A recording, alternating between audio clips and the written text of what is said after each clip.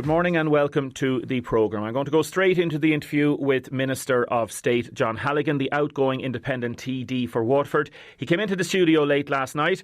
We recorded an interview with him, which we're going to play mostly in this hour. And he spoke about lots of different matters. It's the only interview of this nature he'll be giving to anybody in the country. I want to thank John for choosing WLR, and he is remaining true to his word. He said he would talk to us. Thanks to Anthony McFeely for helping setting it up as well. So there's no point texting in at present. If you want to have a listen to it, text as you go. We'll read out some of your texts in the second part of the show. So here is the first bit of the interview with outgoing Minister John Halligan, who's not running for election in Waterford in the forthcoming general election. John Halligan, hello. Damien, how are you? Pleasure to be with you. Pleasure to have you. Thank you so much. Talk to me about the love between yourself and Elaine. Well, look, we met about 22, 23 years ago. I'm probably getting this wrong because I'm useless at dates and times, birthdays and so on. And we met in a supermarket. Elaine is British. She was born in the Isle of Sheppey and she lived in the Isle of Wight. Elaine is a royalist. I don't make any people keep asking me, how did this work out when you were left wing? What aisle did you meet in? A soup aisle. Soup. We were picking out soups at the time. We met, and that's how it started. It just clicked.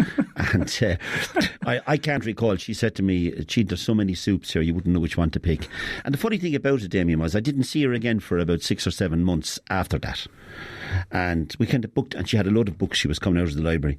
And she said something like, "Oh, well, how are you?" And I said, "Well, how are you?" And she said, "Look, I'm reading Agatha Christie. She's an expert in Agatha Christie and Hercule Poirot and Miss Marple. And I'm going to have a bottle of wine and relax." And then I didn't see her again for a few months after that. So that's how it took off. And the first place we went to was, when we got together, was Kinsale. That's where we got married. And our anniversary is this weekend. And I'm letting it slip. We're heading down there again the weekend to celebrate our third anniversary. I hope it's the third, Damien. If I get this wrong, I'm in trouble. I think it's the third, yeah. Tell me about how difficult it's been. Like, she's been ill, as you know, and you've met her a couple of times for a couple of years. She's been in and out of hospital here in Waterford, who have been fantastic. The hospital has been fantastic. The Beacon Clinic, the Whitfield, Blackrock. You wouldn't believe the places we've been. And it's been ongoing. She was in hospital again before Christmas for a week and a half last Christmas, and as I told you, she was in hospital again. Like, it is as it is. She continues to get treatment. It's her back. No, what happened, it's one or two things I'd prefer not to talk about in detail, but her last incident was that she fractured her back. She fell and fractured her back. She'd had a number of falls over the last number of years because of the illness she has, and she fractured her back, and she has a cast on her back. She has it on for the past 13 weeks, 14 weeks. She got good news today. The fracture is healing, but like, she still has to be very careful walking around and so on. But like, she's the strongest woman I've ever met mentally. She worries more about me and politics than I should be worrying about her health. And I'm grateful to the people I've met in my life, the people that have loved me and that I have loved. And I'm particularly grateful to Elaine, who has stood by me through thick and thin. I owe her a lot. She went berserk here tonight. "Please, John," she said, "don't start talking about me. I'm fine," and so on. But like, it would be remiss of me not to talk about my friends and those that have supported me all my life. And we'll talk about that in a minute. She's been my biggest supporter. She's been down a little because she hasn't been able to do. Elaine was a great swimmer, great athlete, and as you know, we nearly drowned at one stage, as you know, in Spain. But like, she always kind of she hasn't been driving for a good few months. Just remind people of that. Yeah, well, we go regularly to Malaga. There's a couple here in Waterford, a doctor and his wife, and they give us this apartment for the last 20 years. We've been going there regularly. They're great friends of ours. We're swimming. Both of us are pretty good swimmers. We were out there one day, and ridiculously on my behalf, we were just outside the apartment. Actually, when we'd been picked up that day from the airport by a friend of ours, they said, "Gee," she said, "right across from your apartment, an English chap drowned yesterday. Be careful of the currents." And they are strong currents now and again. We'd never experienced anything like that. But when we came back to the beach at 4 o'clock, said we were in for a quick swim, and we noticed there was nobody else swimming. And ridiculously, and there was a red flag up. But you know yourself, sometimes the red flag is up and you say, oh, sure, I can swim. And we went out and we couldn't get back in. I was a little bit damaged. I was thrown back in after about 20 minutes. I was almost gone. A policeman had come into the water. Other people had come in. When I got in, I remember saying to Elaine, swim like mad. Let's come on. We were being turned over regularly in the water. And I remember my lungs. It was unbelievable. It was like, you just can't explain it, just as though a concrete block was on it. But did you panic? Did you feel the... Yeah. And the funny thing about it, Damien, is all this stuff doesn't go through your head. It didn't go through my head. You're trying to survive. And you can't believe what's happening. That's all that's in your head. Now, it was different with Elaine. She tells me she's taught of her mother and so on. Elaine was a trained lifeguard, so what she done was went on her back and got carried out and took the chance of going out into the channel. I was battered all over the place. I was bleeding in my back and so on. And I came in and there was a chap there, I think he was from Nigeria, and his wife, he was in it. They went out. They stopped me from going back again. Then he went out and I saw him being turned over. And I was shouting at the time. I said, Elaine, I was shouting. I couldn't even see her. But then I saw this young fella. There was a young guy sitting on the beach and he just went out and I saw him being tossed. And my heart actually sunk, but he kept going. Then a guy came with a surfboard and they picked her up. She'd went on her back, but she told me like she was on her last. There wasn't much effort left in her, so we're really lucky. Here we are, two good swimmers, and we've taken the sea for granted. It was some lesson. And there's an interesting thing. Somebody, I don't know if it was a TD or a politician, maybe not, had asked that swimming lessons be sponsored by the government in all schools. It's some suggestion. At least if you can swim, but it just goes to show you, both I and Elaine and I were good swimmers. It didn't matter. We couldn't go anywhere. And the more we were struggling, the more we were burning energy. And I remember a policeman had said to us, a lot of people have drowned there, and there was no lifeguard on duty at the time. It was June. Now there is, mind you. But he said, like, really the thing to do is to keep going out in the current and take your chance out into the shipping lanes. But nobody will do that. And the terrible thing about it was the young fella that came out after us, I was able to thank the chap from Nigeria, got his name.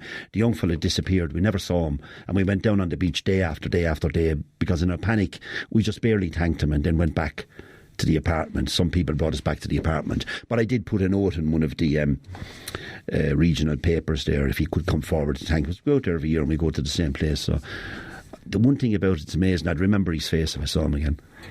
Are you an emotional person? I think every human being is emotional. I try not to be, and I at the end of the programme I'm going to give you my 3 Fs, and I think you might enjoy it. I'm going to give a message to people what they if you keep these in your life you'll be fine. I'm not, because I'll tell you, no, I am. I'm not going to tell you a lie. I said I'm not, but now I am. I get emotional in senses if I see a miscarriage of justice, if I see something terrible has happened, if I see starvation. I was in India. I was in the slums in India, and like, however bad people think it is in Europe, please, if you ever got a chance, go to the slums in India, millions of people. Go to favelas in Brazil, go to the West Bank and see how people are living incarcerated inside a wall, living unimaginable, miserable lives day after day. I say to people, however bad life is, my God, I've been around the world and I've seen things that are just unimaginable. Are you still a socialist? I am, and people might, oh no, they're going to say he's in with Fine Gael and he's a socialist. But I am deep down, I believe in justice and fair play. My socialism has always been, if you like, a managed socialism and a pragmatic socialism. And I discuss this regularly with Richard Boyd Barrett, who's a lovely guy. We have a coffee together, and he's a gentleman.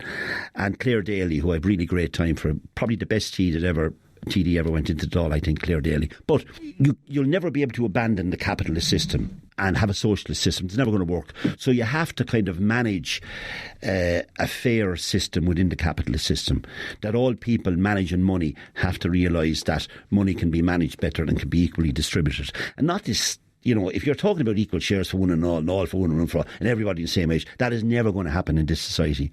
Marx actually said that. Marx said if revolution came to come from the middle classes, not from the working classes. It's the middle classes that essentially all the data show that they vote more, they think more about politics, and maybe it's because they earn a wage and they have to think about like how I spend my money and so on. Whereas those really less well off in society have more to be thinking about than who am I going going to vote for. And it's a pity that they don't vote. You'll find that the highest turnout of no voters is from working class areas. So you don't see any contradiction between your principled views as you're espousing them there on the basis that you believe that any socialist ideals have to fit into the society we have? Oh, no, I think they have. I mean, how would you work it otherwise? Yeah, so it means that some people would accuse you of betraying the working class. Well, look, I mean, everyone that's on the left has been accused of betraying the working class sooner or later. You see the divisions on the left in the Dáil. We're stuck in a dilemma here in Ireland, Damien, and you know this better than anybody because you're as astute in politics as any politician. We never have had a socialist party. We've never had an alternative, a group of people that could come to power ahead of Fianna Fáil or Fine Gael.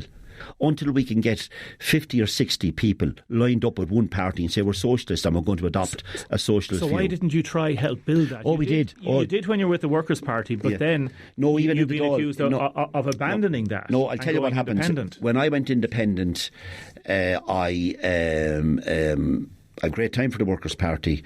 Some of them are still great friends of mine. Sean Garland, I regularly came to my house and visited me. And I was at his funeral, and I spoke at his funeral in Siptube Hall in Dublin.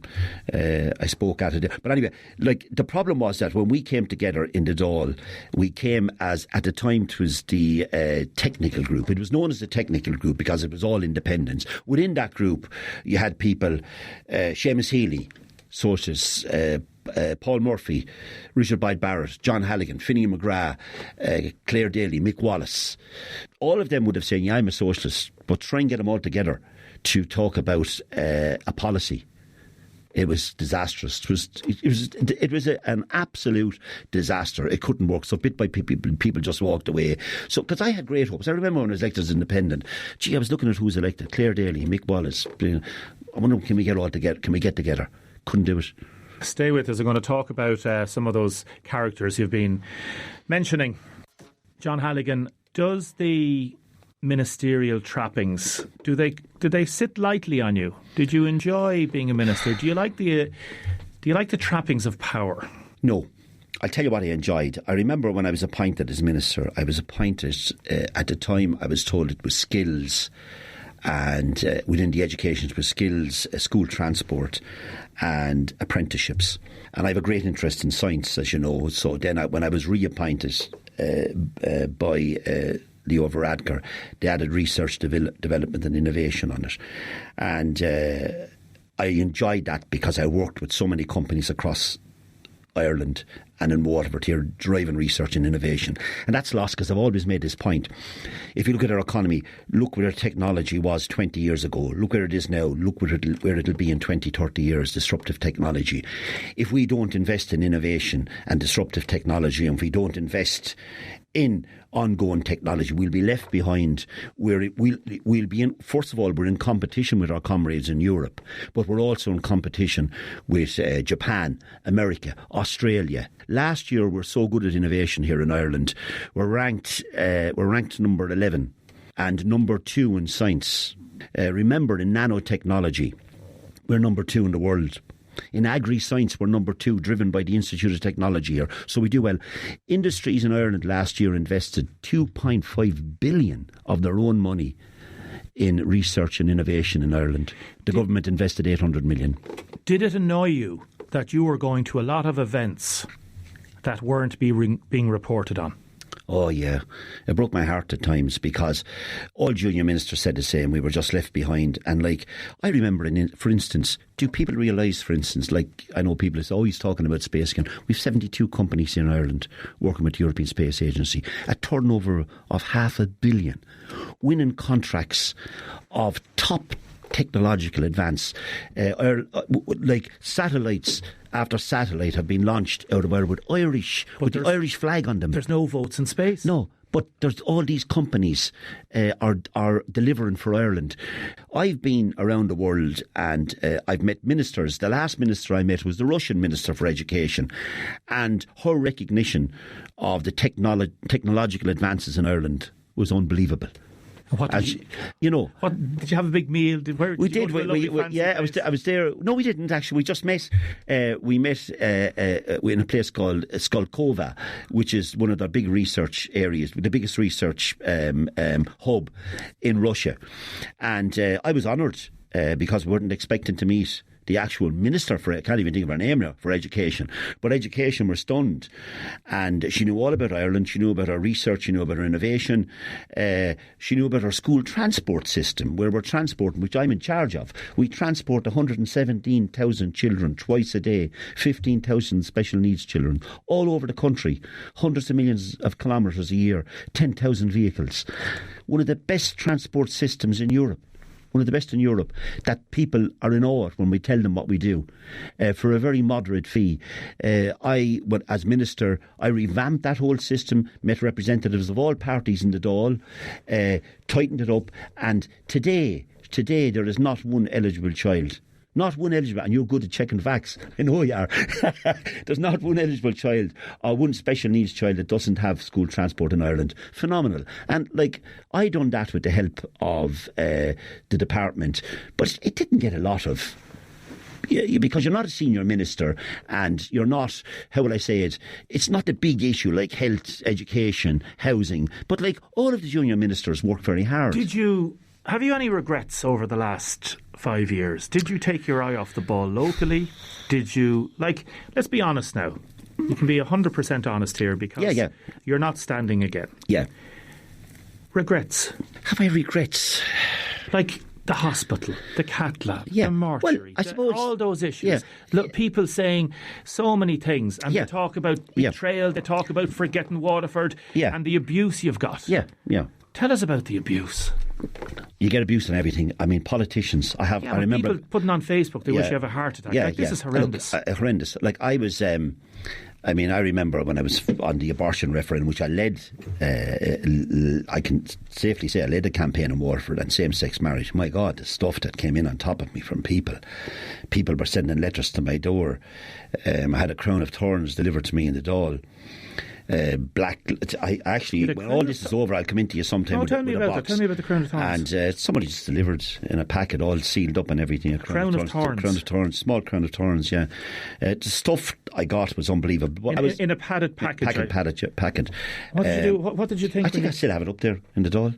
Still have it up there. Some of the stuff that I got, the instance where this guy said you better start checking under your car every morning. So I said, look, another nutter. But I went to the guards, and the reason why I went at that time, the guards could confirm this, was that, look, I said, if I leave this going, this guy does some damage to a woman or a child or something if he's off the wall. But they tracked this guy in Dublin, and he had no remorse. Was he prosecuted? No. They said he was I didn't bother, to be honest with you.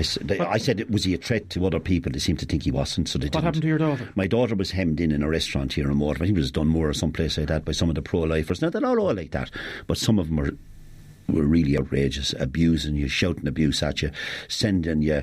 My mother was dead, sending me, if your mother could come up from the grave and all that sort of stuff, what would she think of you? And so on. Some of the stuff was appalling. I remember I was on the... was there any death threats?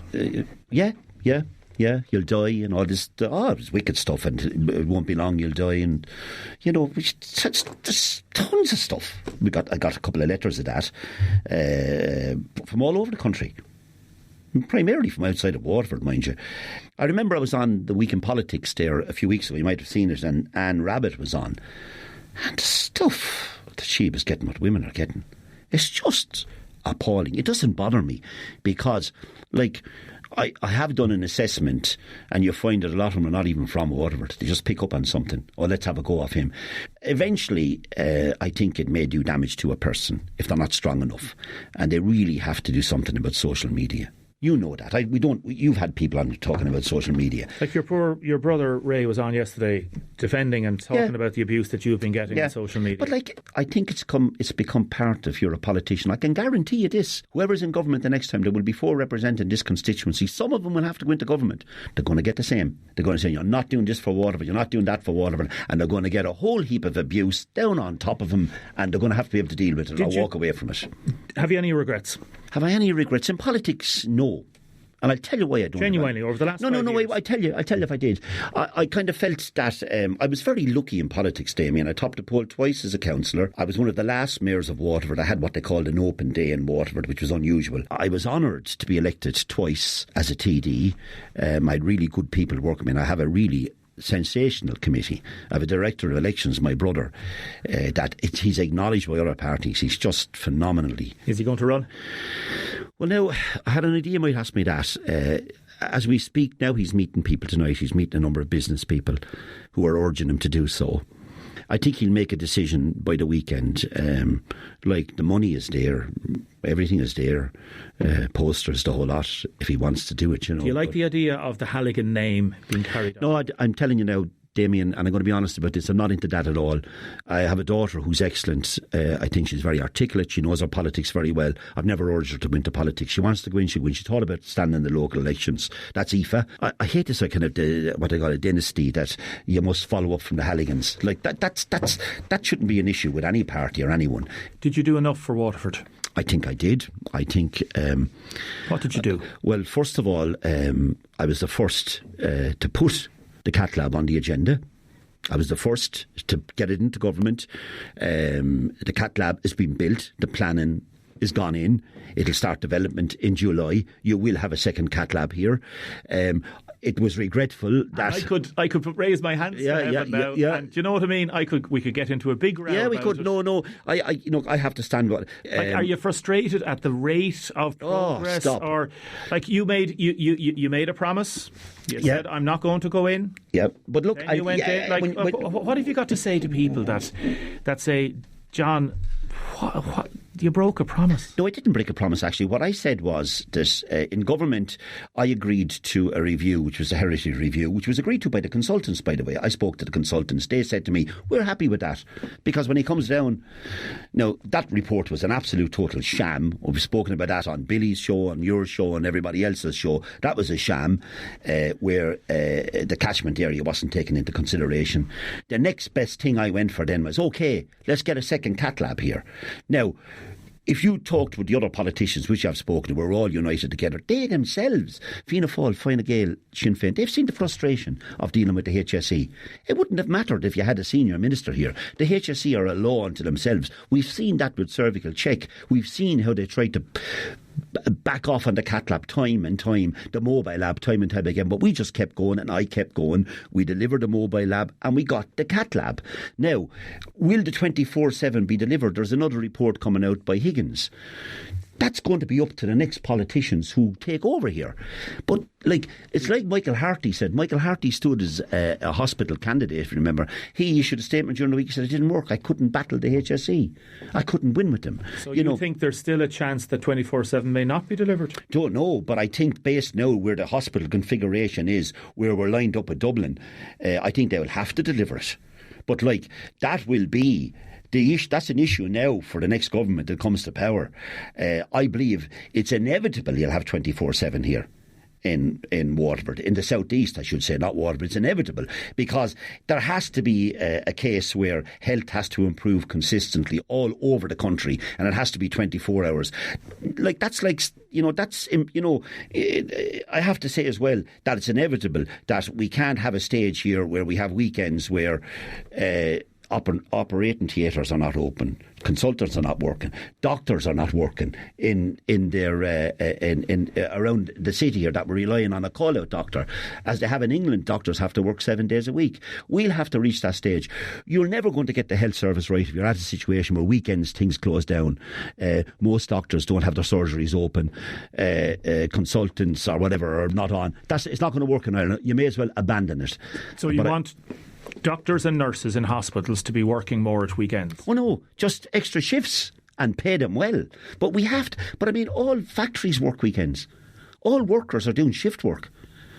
Why shouldn't hospitals do the same? Why shouldn't doctors do the same? What about people that are over in the hospital now? Employ more. On waiting on trolleys. It's appalling. I've seen it. I've spoken to them. And they're listening to this, John. Yeah, they're thinking you've been in power for 5 years. Yeah, I have. And I will accept that. I'm not the Minister for Health.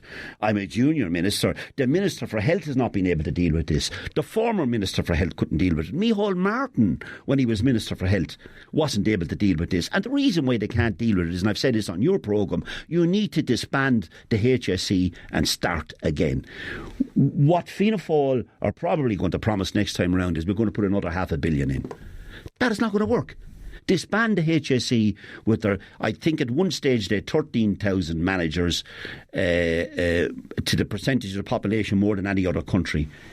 Stay with us. I'm going to ask you about specific politicians. Welcome back. John Halligan, outgoing Minister and outgoing Independent TD for Waterford, is still with me. Boxer Moran. I'm annoyed at him. I'm going to be, you know me, I just speak bluntly. People can speak bluntly back to me. Boxer had said during the week it was a confused statement that he was leaving the alliance, but then that he wasn't leaving the alliance, but he was going to leave the alliance after the election. All of that is prerogative to do. He wants to do it, he wants to do it. But we'd been speaking to him during the week. He gave no indication that that's what he wanted to do. We all said, those of us that were standing, that we'd stand under the alliance banners. And I've done that in the last election. I had alliance on my stuff and so on. He then said it, he rang me and said to me, well, you're not standing now. Finian McGrath's not standing. I'll be left with Shane Ross. He has differences with Shane Ross on the drink driving and so on. And I thought that was disingenuous because he'd never said that at a meeting. I go into meetings, I don't agree with something, I'll say it. I've been at meetings with the Taoiseach. All ministers don't agree with this, I'll say it straight. He should have said it. He then went out and I think it was very unfair to the alliance. I thought it was very unfair. You want to leave the alliance, that's grand. Nobody can hold you from staying in the alliance. But just go, but say, I want to go because I don't want to be in the alliance anymore. Are you angry with him? No, I'm not angry. I don't get angry with people that... How can you get angry with politicians? Politics is politics. You know yourself. Do politicians tell lies? Oh, God, what a question. I think...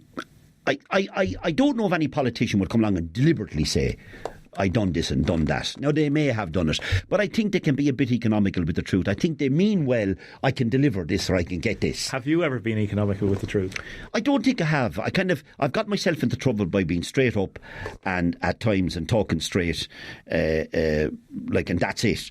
And I don't see the necessity to tell a lie because you'll be found out eventually. You tell a lie. Now, you might get a fact wrong, and we all get that wrong. I may get a statistic wrong with you, and you can ring me back after and say, John, that was wrong. I apologise. Fair enough. If you asked me for different stats, I probably wouldn't remember them all. Yeah. But would I tell a lie? No. Why would you want to do that?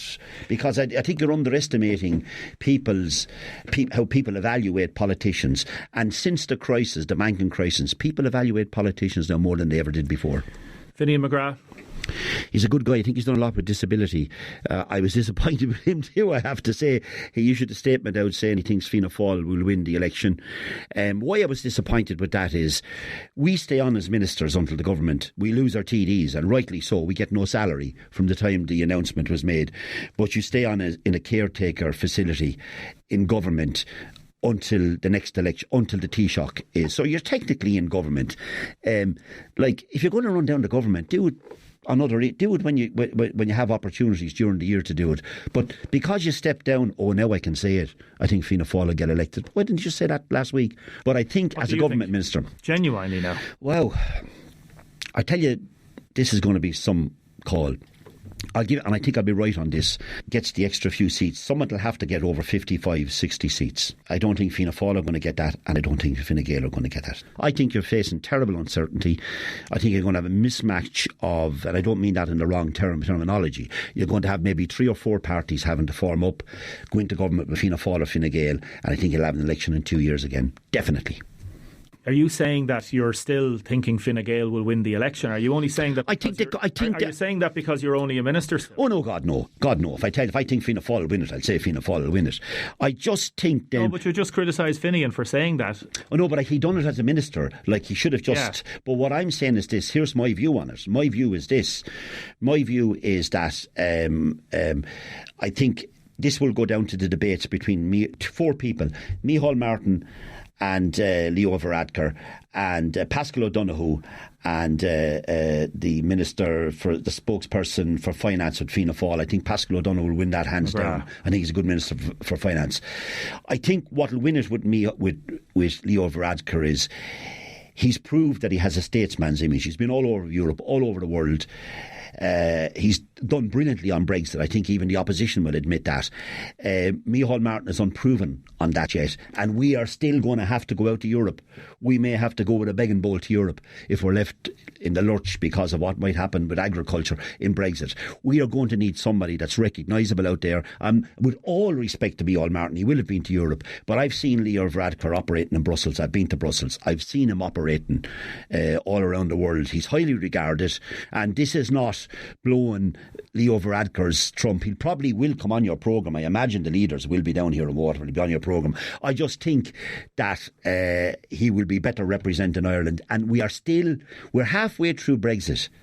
Damien, we're halfway through Brexit, and I would hope in this debate that when you speak to those people, understand that they know what Brexit is. I'd ask them all, what does Brexit mean for Ireland? Where are we and how is it? We're halfway through and anything can happen, and we are going to need our top people. I think we're going to need, and I know I'm not with no disrespect to Fianna Fáil again, I think we're going to need Ms. Coveney. We're going to need Pascal O'Donoghue, and we're going to need Varadkar in some form or another. But I could be wrong on all this. Fianna Fáil could win it. Do you like Fine Gael?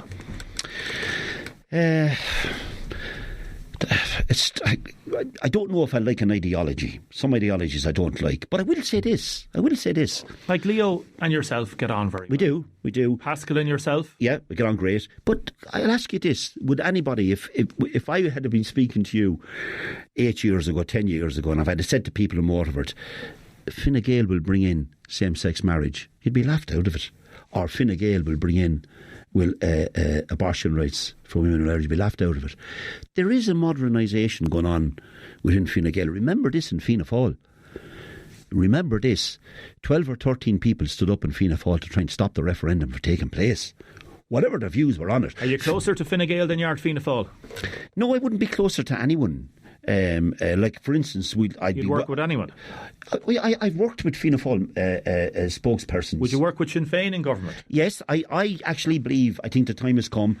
They have, I think they have 22 seats. They have a substantial vote.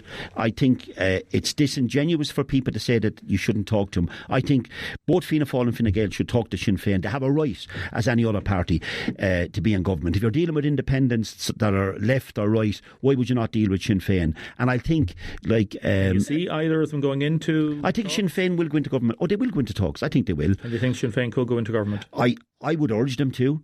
I think let the people see what they're like in government. I'm not going to be critical of them. I think we have a right to have a change and see what they would be like in government. I really do. When I was talking about Fianna Fáil there, I wasn't too critical of them in the sense that I like Mary Butler. I think she's a good politician. I really get on well with her. So I want to say that.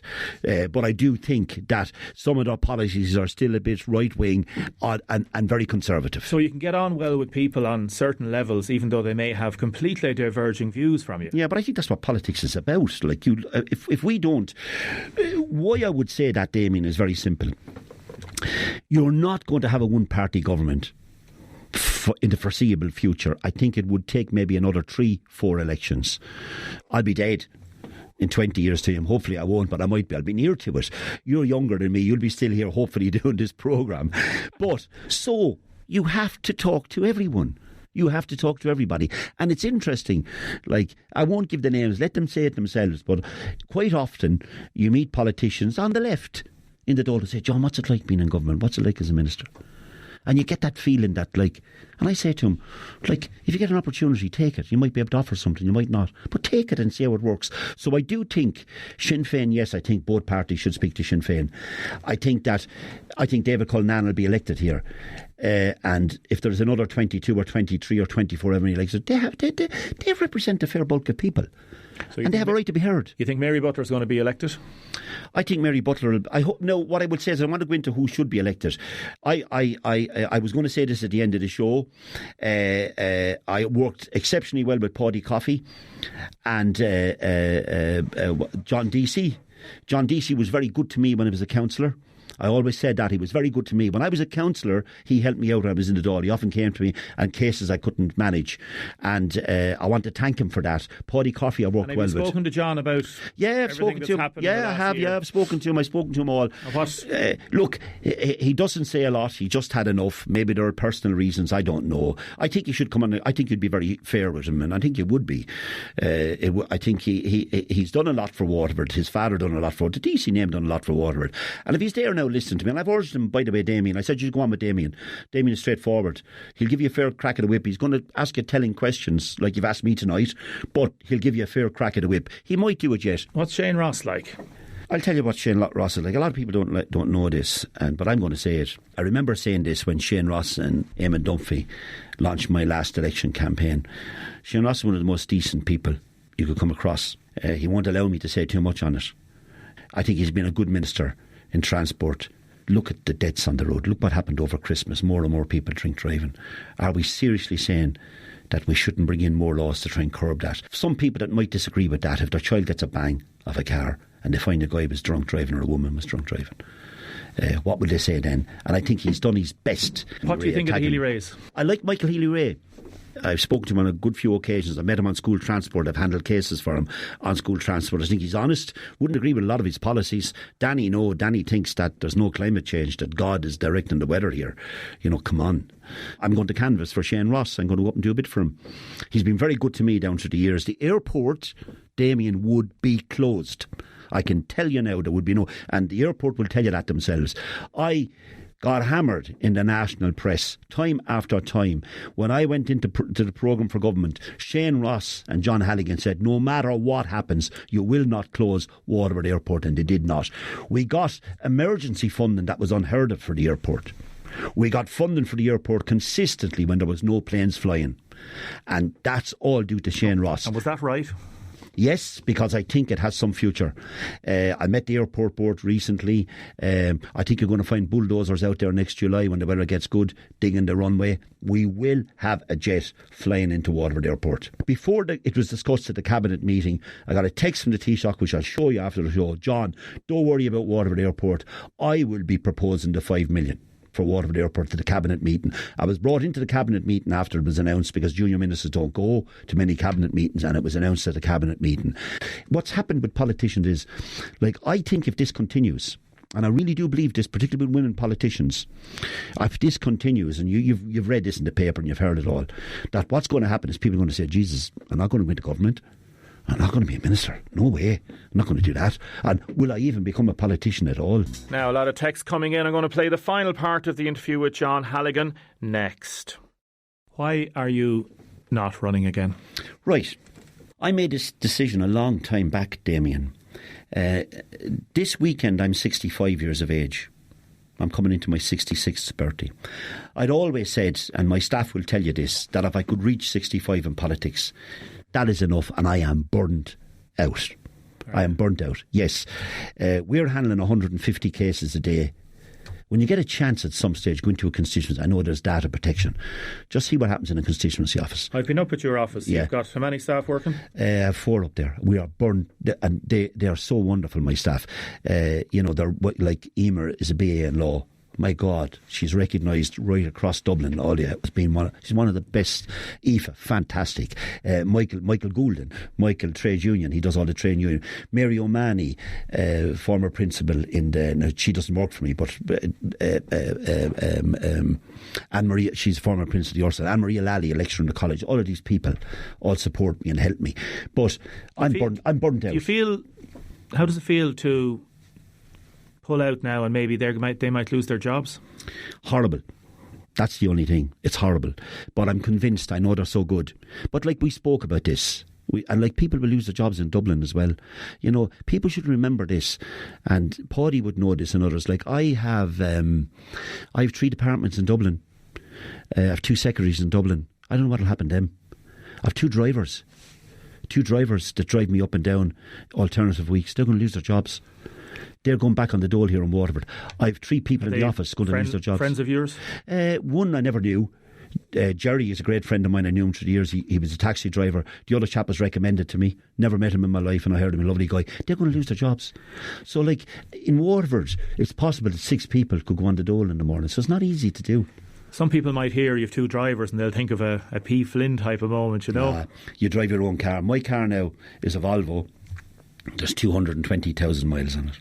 How much of a pension will you go and get now? What are you going to be retiring on? No, it won't be great because I'm only there 8 years. You know, you need to be. That had nothing to do with it. I'm all right.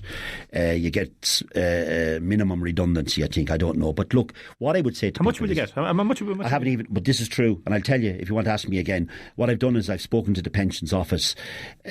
What they do is they wait until we are brought up.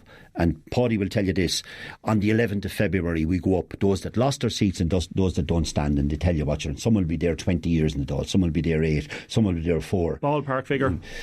Ballpark figure, I think myself, my redundancy will be about 15,000.